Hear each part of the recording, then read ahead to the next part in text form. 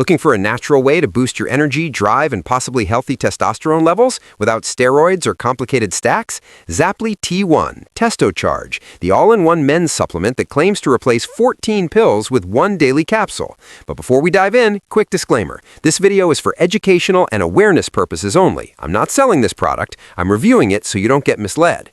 Let's find out what's real and what's hype.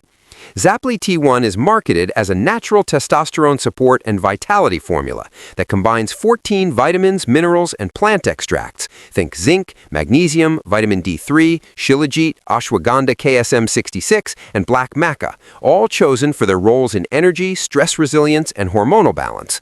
The brand says the capsules are made in the Netherlands, third-party tested, vegan, and halal, and that you can try them 30 days risk-free with a money-back guarantee. But what about results? Reviews are very mixed. Many users report better energy, improved workout performance, enhanced motivation, and even weight loss, with Trustpilot showing lots of 5-star feedback about feeling more active and sharper after a few weeks.